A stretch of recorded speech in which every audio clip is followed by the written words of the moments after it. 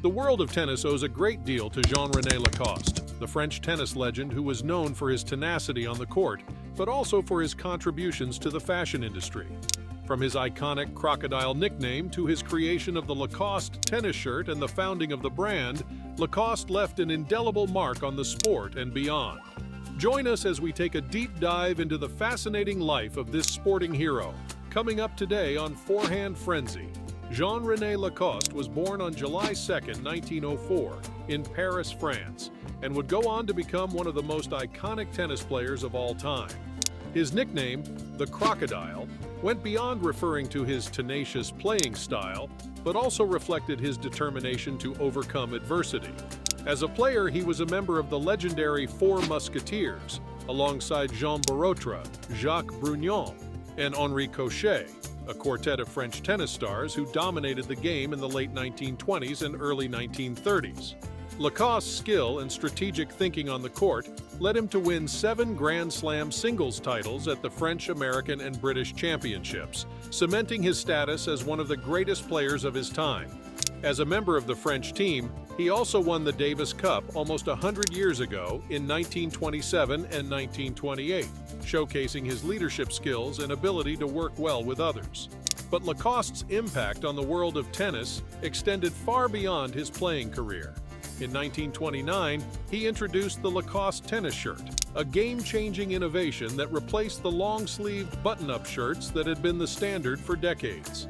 The shirt was made of a comfortable, breathable fabric and featured a simple yet stylish design, with the iconic crocodile logo embroidered on the chest. The shirt was an instant hit, and Lacoste went on to found the Lacoste brand and its logo in 1933, eventually expanding beyond tennis clothing to offer a wide range of sportswear and accessories. But where did his journey begin? Rene Lacoste's tennis career began at age 15, when he accompanied his father on a trip to England. His first participation in a Grand Slam tournament was the 1922 Wimbledon Championships, where he lost in the first round to Pat O'Hara Wood. The following year, he reached the 4th round at Wimbledon and competed for the first time in the U.S. Championships. His breakthrough came in 1925 when he won the singles title at the French Championships and at Wimbledon, in both cases after a victory in the final against compatriot Jean Barotra. In 1926, Lacoste lost his French title to Henri Cochet after a straight sets defeat in the final. He did not compete at Wimbledon that year, but in September he won the U.S. National Championships title against Barotra. Back then, the tennis ranking system was much less advanced than it is today. Fewer competitors were involved, fewer tournaments were played, and during this interwar period, rapid, low-cost international travel was yet to achieve widespread adoption. Players would often learn of their ranking through newspaper articles in which a pundit would offer a bulleted list of top players based on matches he or she had won. In this way, Lacoste was ranked number 1 for 1926 by A. Wallace Myers, tennis correspondent of the Daily Telegraph, and by Bill Tilden, Suzanne Lenglen, and Stanley Doust. These were other tennis luminaries whose articles had appeared in the Daily Mail. In 1927, Lacoste was part of the French team that captured the Davis Cup from the United States, ending the latter's 6-year title run. He won both his singles matches against Bill Johnston and Bill Tilden. He played Tilden in 2 Grand Slam tournament finals that year and won both of them. At the French Championships, he was victorious in 5 sets. At the U.S. National Championships, he defended his title and denied Tilden his 7th U.S. title by winning in straight sets, although he survived set points in the first and third set and was down a break in the second. In 1928, Lacoste lost his French title after a 4-set loss in the final against Cochet. He took revenge by beating Cochet in the final of the Wimbledon Championships after having defeated Tilden in a 5-set semifinal. The challenge round of the 1928 Davis Cup against the United States was played at the Stade Roland-Garros in Paris, where Lacoste lost the first rubber in a 5-set match to Tilden, but France won the remaining rubbers to defeat the challengers 4-1 and retain the cup. Lacoste did not participate in the 1928 U.S. Championships.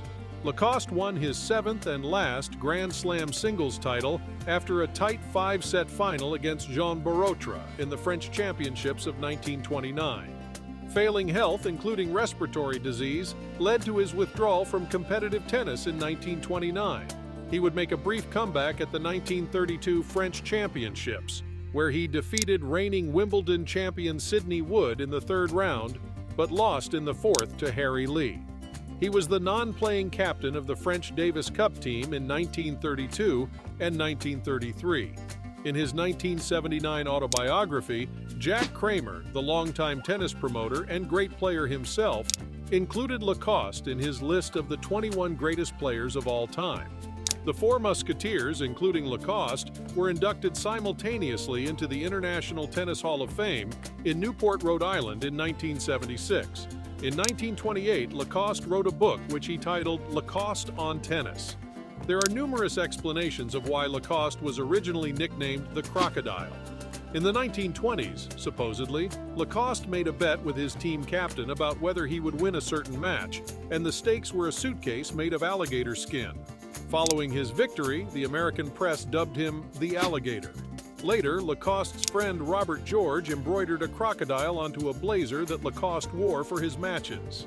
Rene Lacoste was known for his baseline playing style that relied heavily on control, accuracy, and deeply and accurately placed ground strokes. He was nicknamed the Tennis Machine for his methodical game and his ability to avoid errors. Lacoste was not considered a player with a great amount of natural talent, but instead a devoted and hard-working grafter whose dogged determination saw him outlast his opponents. His playing style was a complete contrast to his fellow musketeer, Henri Cochet, who played a more aggressive game. Lacoste was a studious tactician who analyzed his opponents meticulously and kept detailed notes on their strengths and weaknesses, amending his gameplay accordingly.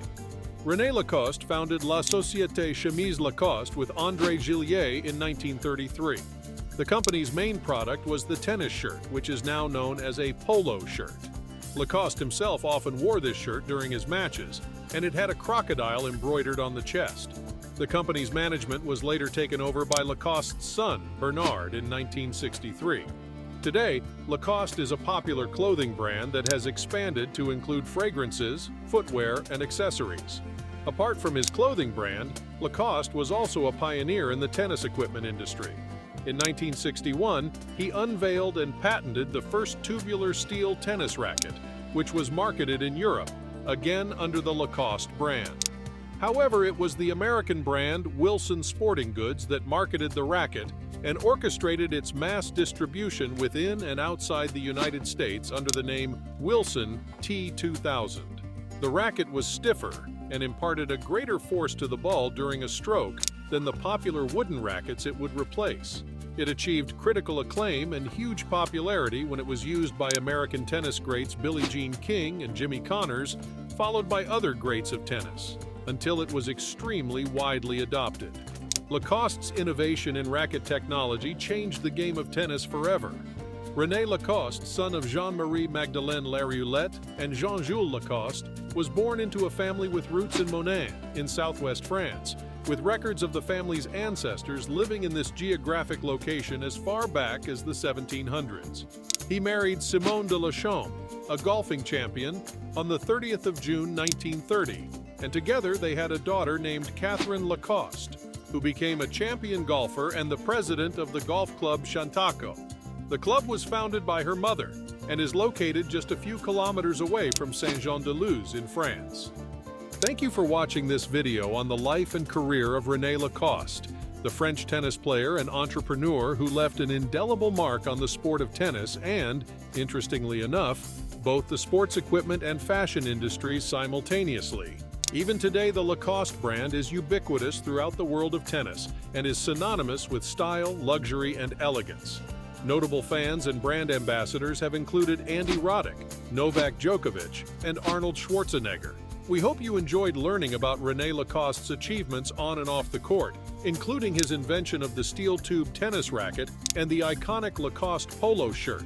If you found this video informative and interesting, please consider subscribing to our channel, giving it a thumbs up, and sharing it with your friends. Here are 2 more excellent videos for you to enjoy. Also, we would love to hear from you in the comments section below. What was your favorite part of Rene Lacoste's story? Do you have any questions or additional information to share? We look forward to reading your comments. See you in the next video.